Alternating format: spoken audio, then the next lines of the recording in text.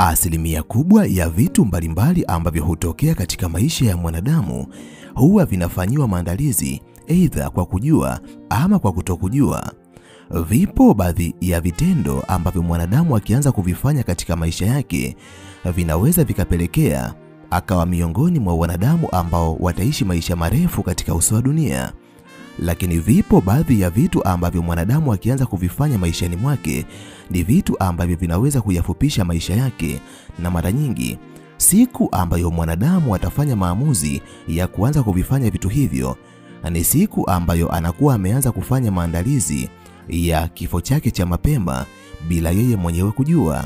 Nawe kama ni miongoni mwa wanadamu ambao wanavifanya vitu hivyo katika maisha yao, jua unafanya maandalizi ya kufa mapema kuliko binadamu wengine. Ndani ya video hii nitakwenda kukuambia vitu ambavyo ukianza kuvifanya katika maisha yako, jua unafanya maandalizi ya kufa mapema kuliko binadamu wengine. Kama nawe ni miongoni mwa binadamu ambao wanatamani kujifunza kuhusiana na jambo hili, basi video hii imetengenezwa mahususi kwa ajili yako. Ili uendelee kujifunza mambo mbalimbali kupitia video zetu, jiunge nasi kwa kusubscribe katika chaneli hii ya Fafanuo Media. Hapo utakuwa wa kwanza kupata video zetu pindi tunapoziweka kwenye chaneli hii. Hautajutia MB zako, kwani mara zote tunajitahidi kuwa bora zaidi ya jana. Asante, enjoy. Zifuatazo ni dalili ambazo ukiziona kwenye maisha yako ujue unafanya maandalizi ya kufa mapema kuliko binadamu wengine. Namba 1, unawadharau wazazi wako. Miongoni mwa vitu ambavyo asilimia kubwa ya binadamu hawajui kama kitendo cha kuvifanya vitu hivyo ni kujipunguzia umri wa kuishi katika hii dunia, basi ni kuwadharau wazazi ambao walikuleta katika hii dunia. Ukisoma maandiko katika kitabu kitakatifu cha Biblia, kitabu cha Kutoka 20 kuanzia mstari wa 12, imeandikwa, waheshimu baba yako na mama yako, siku zako zipate kuwa nyingi katika nchi upewayo na Bwana Mungu wako. Hii inamaanisha mwanadamu atakapoweza kuwaheshimu wazazi wake, yani baba yake na mama yake, ahadi ambayo ameahidiwa na Mwenyezi Mungu ni kuongezewa siku za kuishi katika nchi ya ahadi ambayo amepewa na Mwenyezi Mungu. Hivyo, kama utawadharau wazazi wako, siku zako hazitaweza kuwa nyingi, siku zako zitahesabika. Ili kuonesha msisitizo na umuhimu wa kuwaheshimu wazazi ili siku zetu ziongezeke, pia katika kitabu cha Biblia ukienda kusoma maandiko mengine, Kumbukumbu la Torati 5 kuanzia mstari wa 16, imeandikwa pia, waheshimu baba yako na mama yako kama Bwana Mungu wako alivyokuamuru, siku zako zipate kuzidi, nawe upate kufanikiwa katika nchi upewayo na Bwana Mungu wako. Hii inamaanisha utakapoheshimu baba yako na mama yako, licha ya umri mrefu ambao Mwenyezi Mungu atakujalia, lakini pia maisha yako yatakuwa mazuri, huenda ukawa miongoni mwa binadamu wenye mafanikio kuliko binadamu wengine.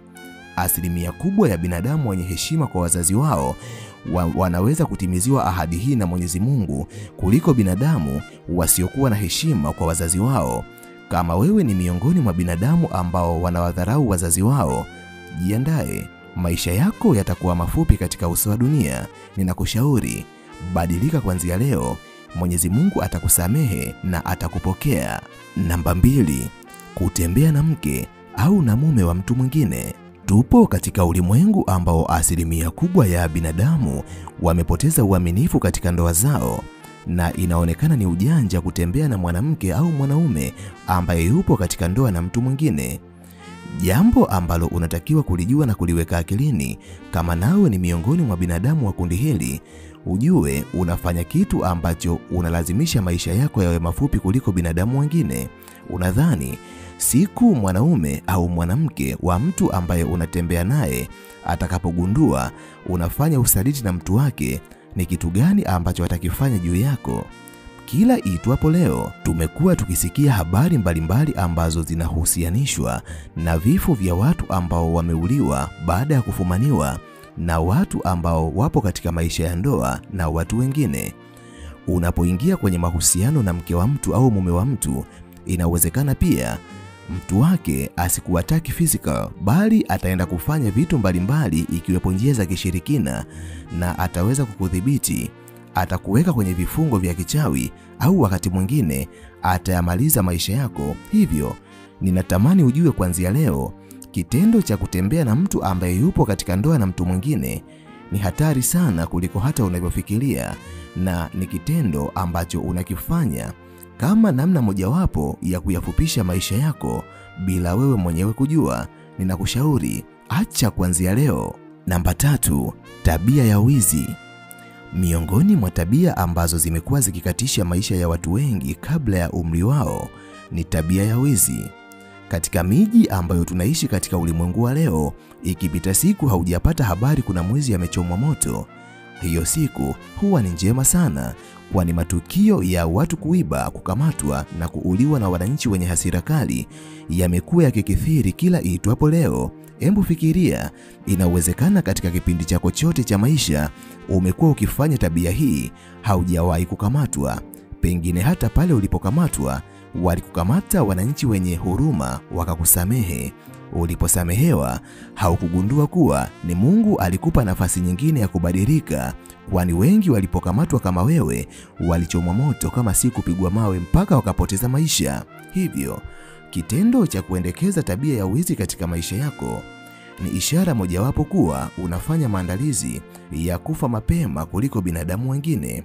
Ninakushauri, kama wewe ni miongoni mwa wanadamu ambao wanatamani kuishi maisha marefu, acha leo tabia ya kuiba. Tafuta kazi ya kufanya, kwani kila aliyefanikiwa ni binadamu kama wewe, ana mikono miwili kama wewe, ana miguu miwili kama wewe, na ana ufahamu kama wewe, isipokuwa kitu ambacho wewe umekikosa ni maamuzi. Kitu ambacho unaweza kukifanya muda huu na ukabadili mwenendo mzima wa maisha yako, na hatima yako pia ikawa njema kuliko hatima ambayo unajiandalia katika tabia zako za wizi. Namba 4, matumizi ya madawa ya kulevya na ulevi kupindukia katika maisha yako. Miongoni mwa vitu ambavyo vimekuwa vikiwaathiri vijana siku hadi siku ni ulevi kupindukia na matumizi ya madawa ya kulevya. Jambo ambalo unatakiwa kulijua na kuliweka akilini.